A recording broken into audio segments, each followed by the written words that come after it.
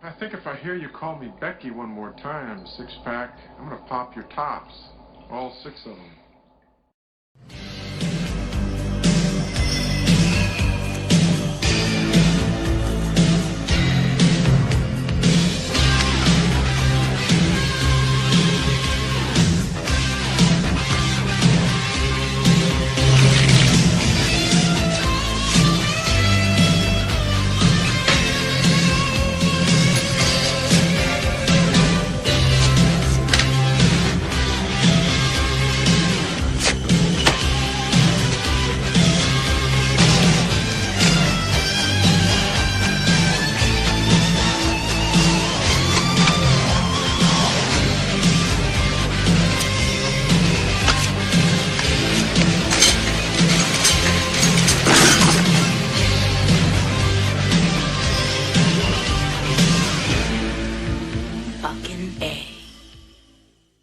Chen Chow Mein and his comrades must become masters of the ancient art of Kung Fu.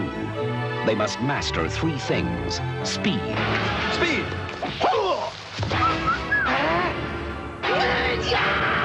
balance, and precision. The adventures of the Kung Fu Rascals. Say what?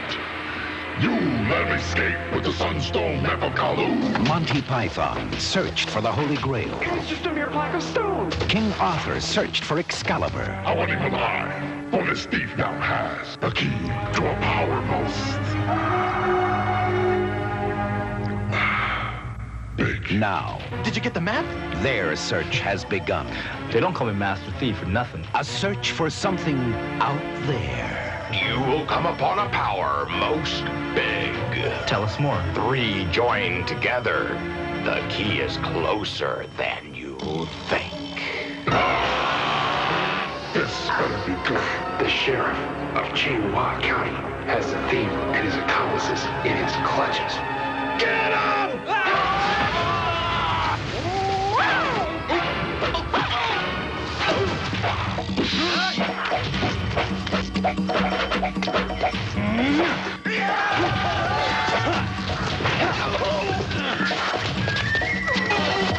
Going somewhere?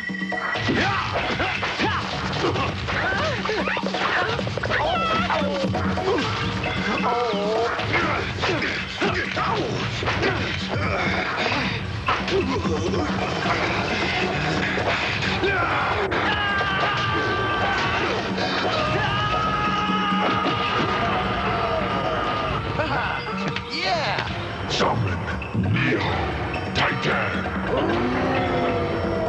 A mystical treasure, a noble quest, and three fools to face the ultimate test.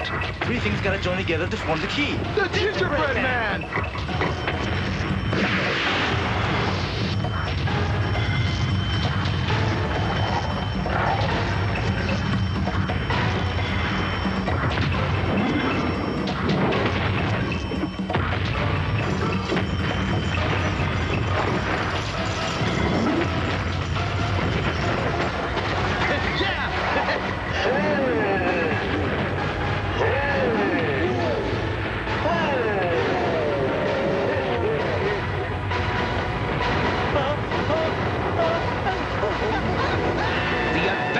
Of the Kung Fu Rascals, in the tradition of Bruce Lee, Jackie Chan,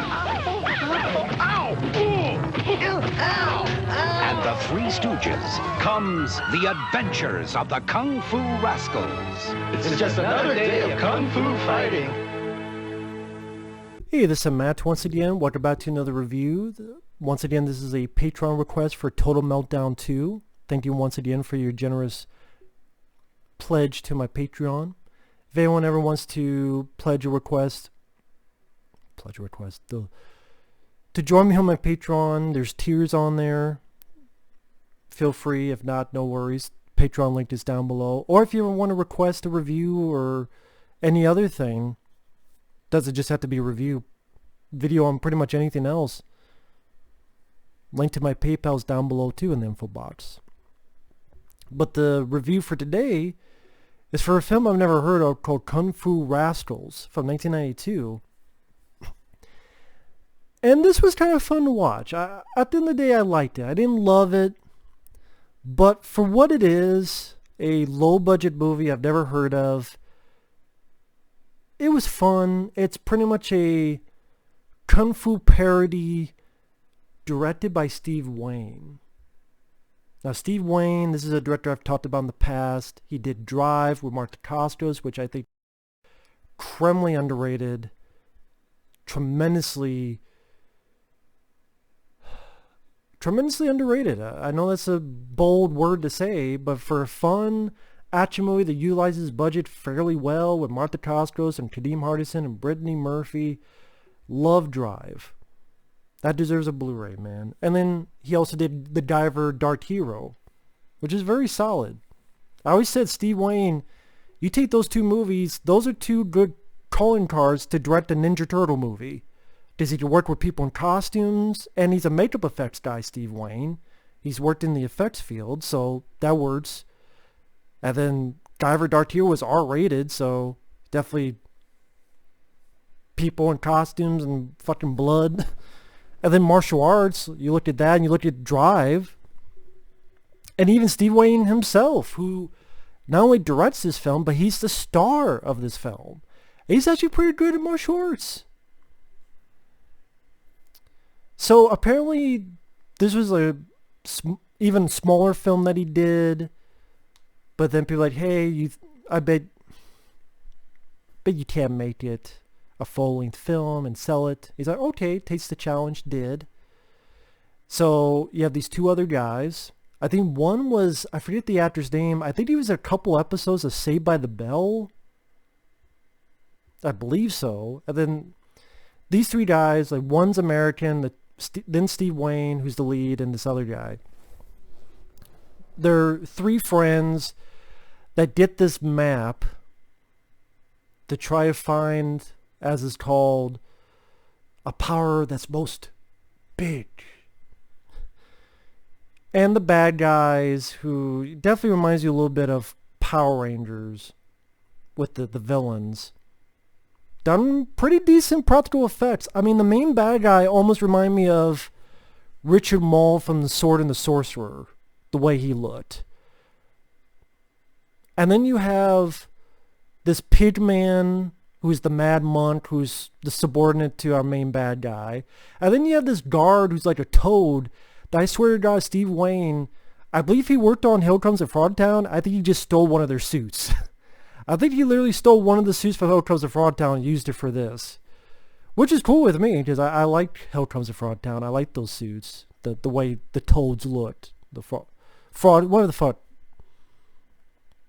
So Steve Wang directs this. It's an 8mm, Super 8, I should say, Super 8mm. So I like that look for a film. And I believe the fucking music is, not only the music, but one of the villains is Les Claypool. This is a guy from the band Primus. Yes, the band Primus is one of the villains and did the music. I don't know how the fuck... And this is a film that is not released on DVD. It's for free on YouTube, which is where I saw it. And you know what kind of movie you get in when the opening credits say a Three Fools from the Orient production. This is not meant to be taken seriously. This is very tongue-in-cheek, silly, goofy, many times stupid. Not all the jokes land, but you know what? Its heart is in the right place, and it went at a decent enough pace. The acting's not the greatest from the main three, but you know what? They had a fun vibe with each other that I grew to like the three of them together. And it kind of does leave room for a sequel. I would have been fine seeing it with these three characters. And Steve Wang, like, he stars in the film. He helped did the effects, write, direct. He was all over this. And if this is meant as a calling card, it's a pretty decent calling card.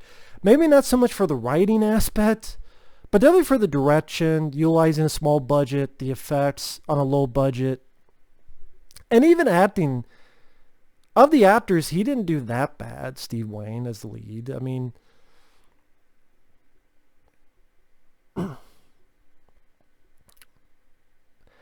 I tell you, I'm visualizing the main bad guy. He does look like the bad guy from Sora and the Sorcerer, I swear. But the thieves stole the Sunstone, which is a piece of stone that's essential for the bad guy's plan.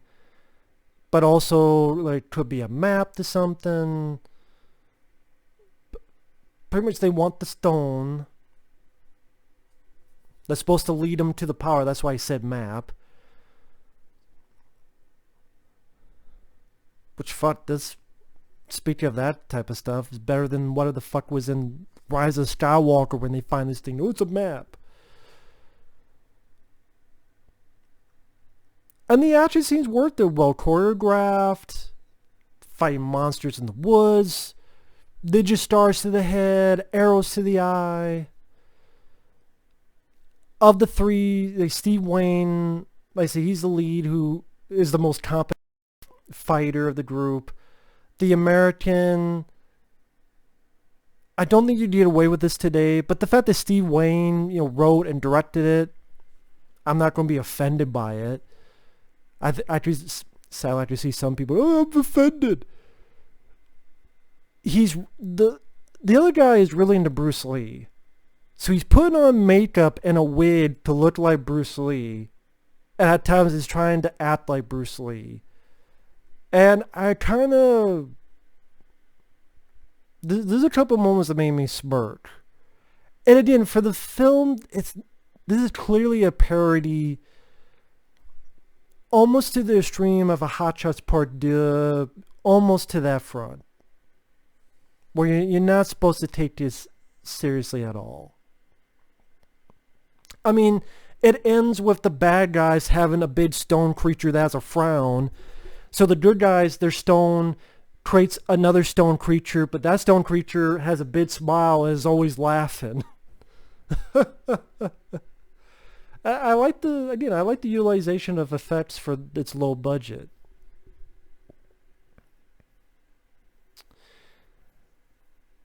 I mean, yeah, goofy humor, overdubbing.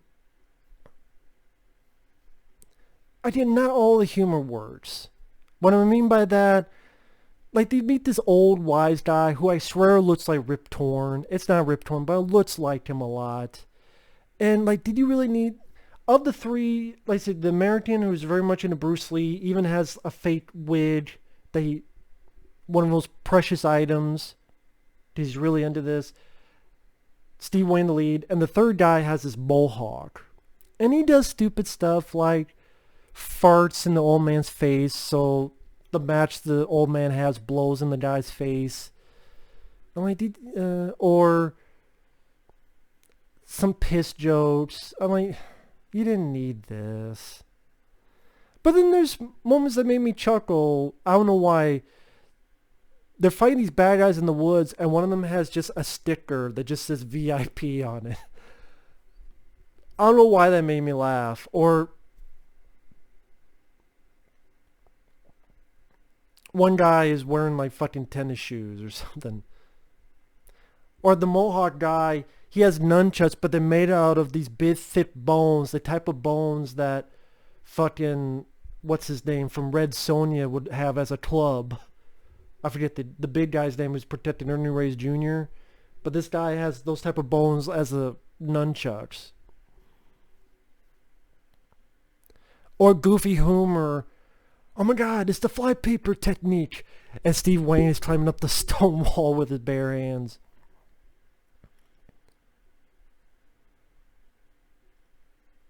So, I do appreciate the effects, the usage of it for its small budget. The makeup, the suits, I think work well for the most part. The fight scenes are well done, choreographed. For a low-budget movie, I can't imagine this cost. I don't know the budget, but I appreciate what it was trying to do. A group of friends, or a group of people getting together. Steve Wang say, "I'm going to do all this stuff myself. Here's a couple people. Let's have fun." Not everything that hits the wall attaches, but I thought a chunk of it did enough to be an entertaining time. again, the three leads, the more I watched, the more I grew to like them and their goofy nature. I wouldn't call them the Three Stooges, but it's almost as if Steve Wang said, what if the Three Stooges did a Kung Fu movie? Maybe to the extreme that they're hitting each other, but I could see if Steve Wang ever did an interview about this, that'd be an inspiration.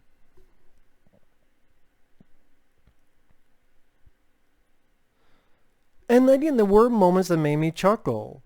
Like when they got the three pieces of the stone and this, as they're being chased by the evil stone creature, and the stone creature that came out was this thing with a big fucking smile, and he had a fan. That's the other thing. He had a fucking, like, one of those big fan things. And then they start fighting. I don't know. There are a couple moments that made me chuckle. I won't give everything away for those who haven't seen it. I did not all the jokes work. It does leave room to a sequel that it kind of does bother me, because I would like to have seen just one movie where our heroes fight the main bad guy monster and defeat him and kick his ass. So I kind of left with the finale a little bit empty. Granted, the good stone creature goes, "In times of danger, we won't be strangers."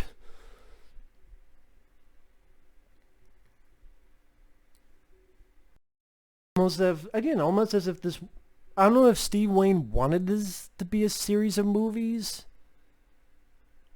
If that was his purpose, then Sally didn't work out. If that wasn't his purpose, then I would have rather appreciated him reworking it so that there was a finality.